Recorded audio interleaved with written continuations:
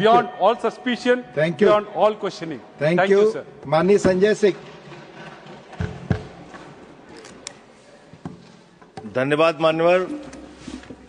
आपने चुनाव सुधार जैसे महत्वपूर्ण विषय पर, जिसमें इस समय पूरे देश की चिंता है, ऐसे महत्वपूर्ण विषय पे मुझे अपनी बात कहने का मौका दिया। मान्यवर, वोट का अधिकार एक लंबे संघर्ष के बाद हिंदुस्तान को मिला। अंग्रेजों ने 190 साल तक हिंदुस्तान पर राज किया। उनके खिलाफ हमारे क्रांतिकारियों ने, शहीद आजम भगत सिंह ने कुर्बानी दी, शहीद सुखदेव ने कुर्बानी दी, शहीद राजगुरु ने कुर्बानी दी, शहीद राम प्रसाद बिस्मिल ने कुर्बानी दी, शहीद खुदीराम बोस ने कुर्बानी दी, शहीद अशफाक उल्लाह ने कुर्बानी दी, शहीद रोशन सिंह ने कुर्बानी दी, और राष्ट्रपिता महात्मा गांधी ने त्याग और बलिदान से इस देश को आजाद कराया। और जब हमारा मुल्क आजाद हुआ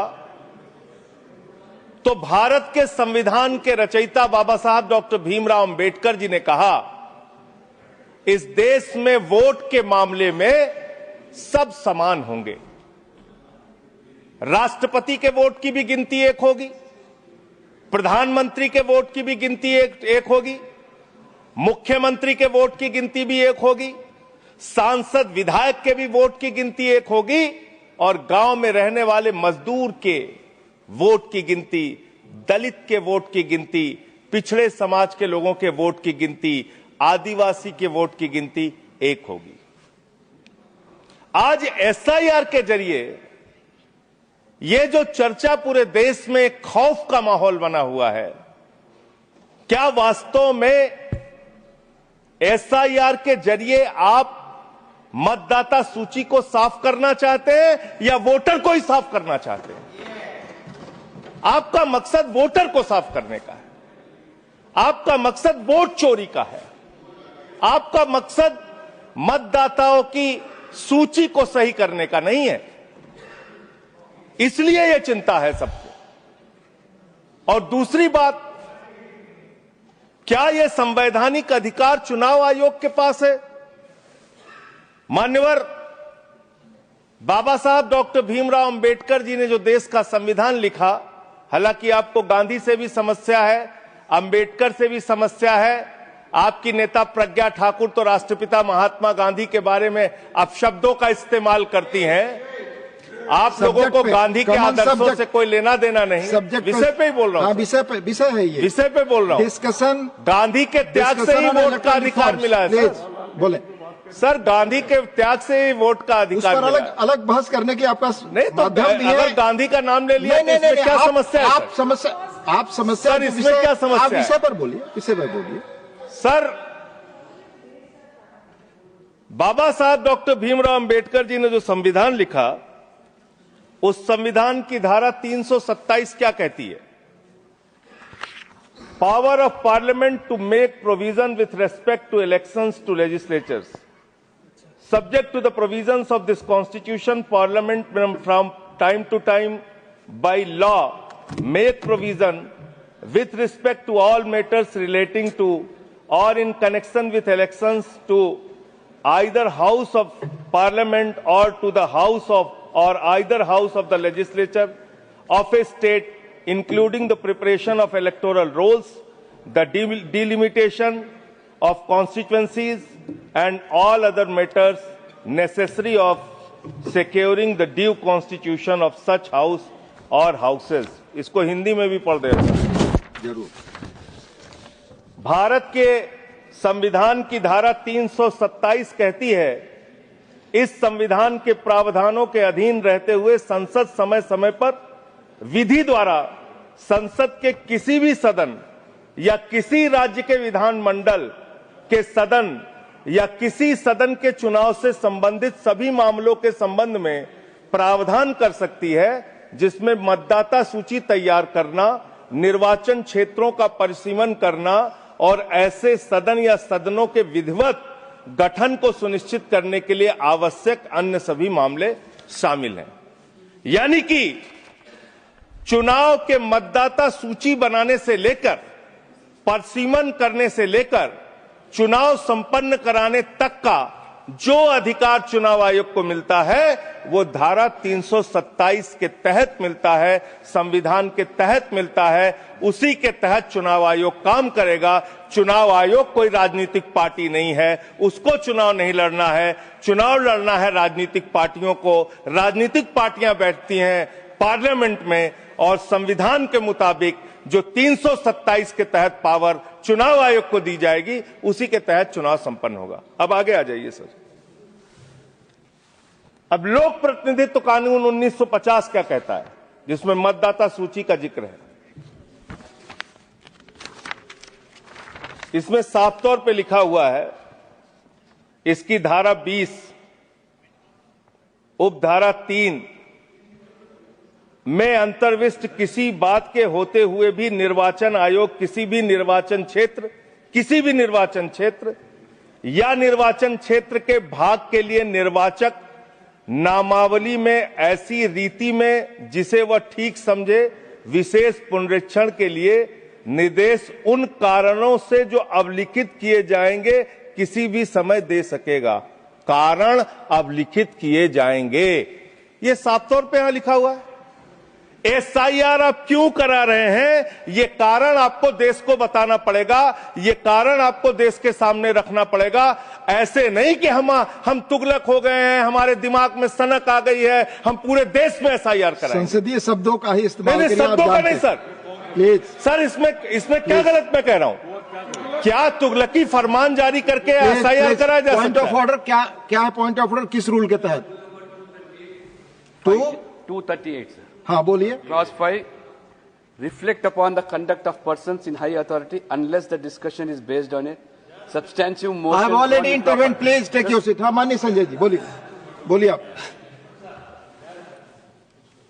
सर, मैं ये कह रहा हूं कि चुनाव आयोग को चुनाव नहीं लड़ना है सर, कानून बनाना है संसद को और उन नियमों का पालन करवाना है चुनाव आयोग को।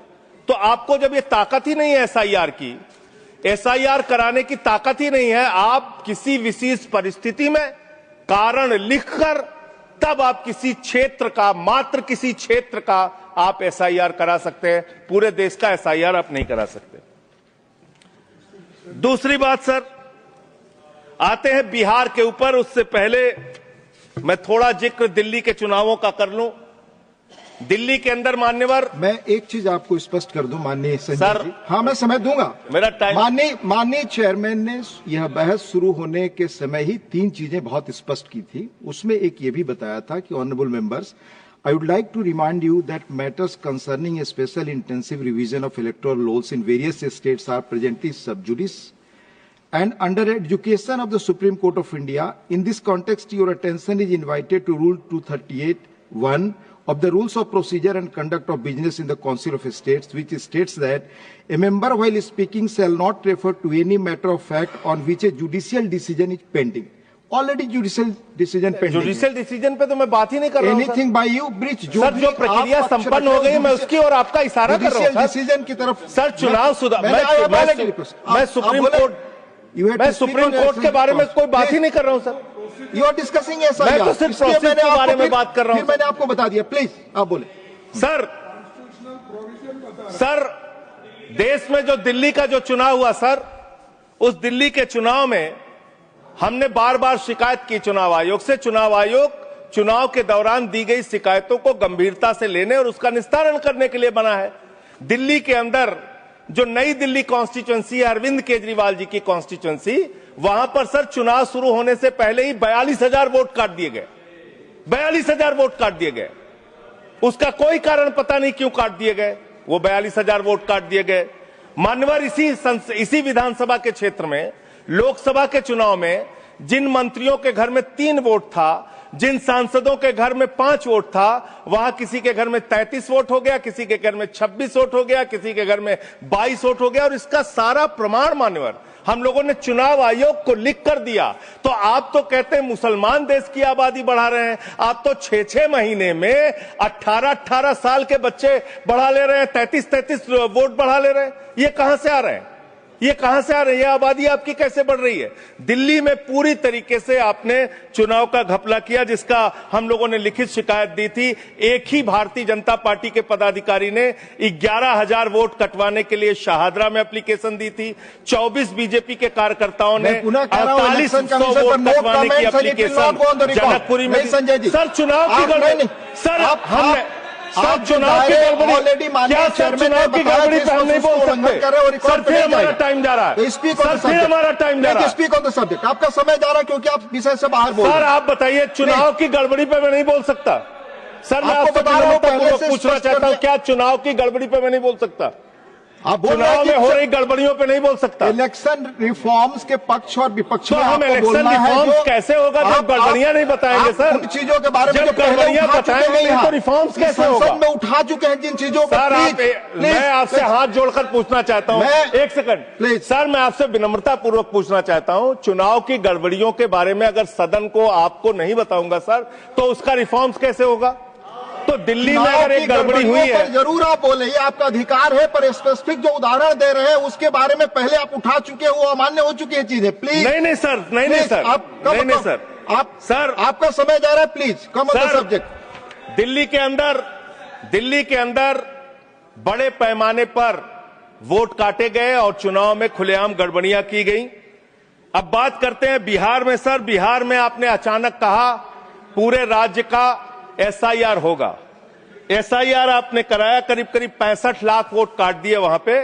और मान्यवर, मैं आपके सामने कुछ विधानसभाओं की सूची पढ़ना चाहूंगा। मोतिहारी में 54,000 वोट काट दिया, बीजेपी 13,000 वोट से जीती। गोपालगंज में 66,000 वोट काट दिया, बीजेपी 28,000 वोट से जीती। संजय जी बरौली में 46,000 वोट काट दिया, बीजेपी 12,000 वोट से जीती। अनमोल में 37,000 वोट काट दिया, बीजेपी। ये सारी चीजें सुप्रीम कोर्ट में नहीं जाएगी रिकॉर्ड पे। सर ये गड़बड़ी पे बात हो रही है। गड़बड़ी मेरा समय चला जा रहा है, सुप्रीम कोर्ट के पास सर मेरा टाइम जा रहा है। सर विषय पर बोलिए। सर विषय पर बोल रहा हूँ सर। नहीं, विषय पर नहीं बोल रहे। विषय ऐसे तो फिर बात नहीं हो पाएगी सर। सर ऐसे बात नहीं हो पाएगी। आप हमारा टाइम खराब कर रहे हैं। विषय पर बोलिए। नहीं, मेरा सारा समय चला जा रहा है सर। आप विषय पर बोलिए। जो चीज सब जुडिस है उसके बारे में honourable chairman has made it clear. Please. Election में ऐसे गड़बड़ियां होते हैं, उसको क्या करना चाहिए ये बता रहे हैं। ये सारे कंप्लेन माननीय LOP सुप्रीम कोर्ट के पास है। ये सब जुडिस मामला है, इस पर मैं अलाउ नहीं करूंगा। ऑलरेडी चेयरमैन ने कह दिया। माननीय संजय सिंह, आपका समय जा रहा है। आप प्लीज। सर आप बोलने ही नहीं दे रहे हैं, फिर ऐसे बोलने नहीं दे रहे हैं। आप कानून, सर चुनाव की गड़बड़ियों के बारे में नहीं बोलेंगे? आप संवैधानिक मर्यादाओं, चुनाव की गड़बड़ियों के बारे में नहीं बोलेंगे? चेयर पर आरोप करेंगे, ये आपको फ्रीडम है। आप कुछ भी कह सकते हैं नियम कायदे के बाहर जाकर के। ठीक है सर, दूसरी बात सर, प्लीज। EVM का इस्तेमाल देश के अंदर शुरू हुआ, प्लीज। और जब EVM का इस्तेमाल शुरू हुआ अपनी जगह बैठे, तो देश में तमाम बहस शुरू हुई। और EVM के ऊपर सबसे पहला किसी ने सवाल उठाया तो उस व्यक्ति का नाम है GVL नरसिम्हा। उन्होंने बाकायदा किताब लिखी है कि लोकतंत्र के ऊपर खतरा है ये EVM, और उसके बारे में लाल कृष्ण आडवाणी जी ने उनकी किताब के प्रशंसा करते हुए और EVM पे सवाल होते हुए, अब इस पे भी समस्या है, इस पे भी। तो उस पे पूरा EVM के ऊपर सबसे पहले इन लोगों ने सवाल उठाया। EVM किन किन देशों में था और कहां कहां बैन हो गया, मैं पढ़ के बता दे रहा हूं। जिन जिन देशों में बैन हो गया, जर्मनी में, नीदरलैंड में, आयरलैंड में, UK में, फ्रांस में, पुर्तगाल में, इटली में, ऑस्ट्रेलिया में, नॉर्वे में, कनाडा में,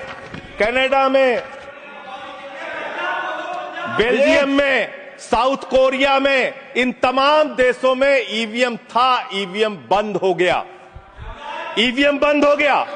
लेकिन मुझे एक मन में शंका होती है जो आपके माध्यम से उधर बैठे हुए लोगों से पूछना चाहता हूं।